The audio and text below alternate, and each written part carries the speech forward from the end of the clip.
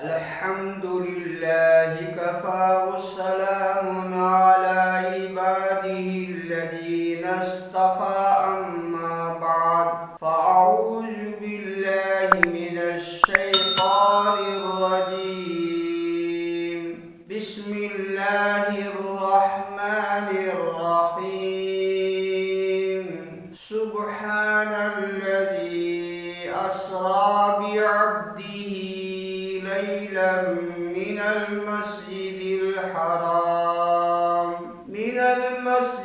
الحرام إلى المسجد الأقصى وہ پاک ذات ہے جو لے گیا اپنے بندہ کو راتوں رات مسجد حرام سے مسجد اقصی تک۔ واقعہ معراج کے متعلق دور صحابہ و تابعین سے آج تک امت کے اکثر علماء و فقہا اس بات پر متفق ہیں کہ معراج حالت بیداری میں ہوئی جو اللہ تعالیٰ نے اپنی قدرت کاملہ سے اپنے پیغمبر کو کرایا۔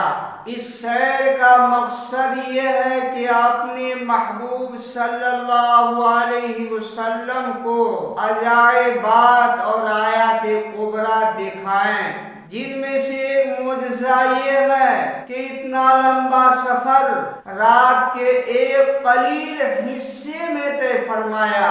ہر دور کے اہل علم حضرات نے اس واقعہ کو اپنی تحقیق و تصنیف کا موضوع بنایا ہے۔ معراج کا واقعہ اپنی نوعیت کا حیرت عقول واقعہ ہونے کے ساتھ ساتھ عجائبات قدرت کا ایک شاندار نمونہ بھی ہے۔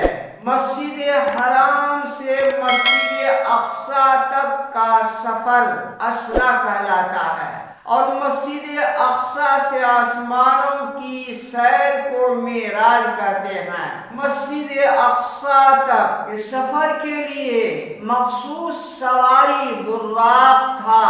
براق اس مناسبت سے کہا جاتا ہے کہ وہ برق یعنی بجلی کی طرح تیز رفتار اور روشنی کی طرح چمکدار سواری تھی۔ اس کی تیزی کا یہ عالم تھا کہ ایک قدم حد نظر پر پڑتا تھا۔ مسجد اقصی سے اللہ تعالی کی طرف سے آسمانی زینہ کا انتظام ہوا۔ حضور اکرم صلی اللہ علیہ وسلم اس زینہ پر سوار ہو کر آسمان کی طرف روانہ ہوئے۔ اس سفر میں جبرائیل امین آپ کے ساتھ ساتھ تھے۔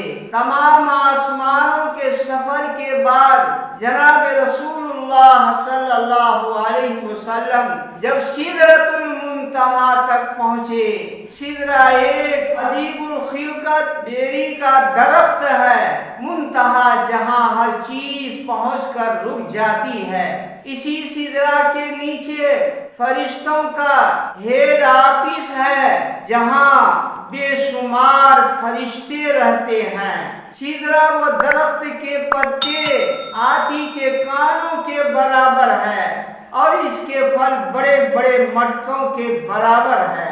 اس درخت پر اللہ تعالیٰ کے انوار و برکات کے ظہور کی چمک اس طرح چھائی ہوئی تھی جیسے سونے کے پتنگے اور پروانے، اور اس درخت کے پتے پتے پر سنہری ٹڈیوں کی طرح فرشتے ہر پتے پر جمے ہوئے تھے۔ اس مقام سدرہ سے بھی ہمارے آقا تاجدار مدینہ جناب محمد رسول اللہ صلی اللہ علیہ وسلم آگے تشریف لے گئے جہاں تک فرشتے بھی نہیں جا سکتے۔ چنانچہ شاعر کہتا ہے، سدرہ کے آگے کون گیا جبریل امی سے پوچھو، سدرہ کے آگے کون گیا جبریل امی سے پوچھو۔ مشہور یہ ہے کہ رجب کی 27ویں شب کو معراج ہوئی۔ ابو البشر سیدنا آدم علیہ السلام کو اللہ رب العالمین نے آسمان سے زمین پر اتارا۔ لیکن حضور اکرم پر نور صلی اللہ علیہ وسلم کو اللہ تعالیٰ نے زمین سے آسمان پر بلایا۔ شاعر کہتا ہے فرشتوں سے بازی لے گیا بشر، فرشتوں سے بازی لے گیا بشر، زمین سے قدم عرش پر لے گیا بشر۔ اللہ تعالی ہم سب کو واقعہ معراج کی روشنی میں حضور پاک صلی اللہ علیہ وسلم کی عظمت دلوں میں عطا فرمائے۔ 27ویں شب میں جو لوگ نماز ادا کرتے ہیں یا دن میں روزے رکھتے ہیں تو شریعت مطہرہ میں اس کی کوئی صحیح حدیث موجود نہیں ہے۔ وآخر دعوانا الحمد للہ رب العالمین۔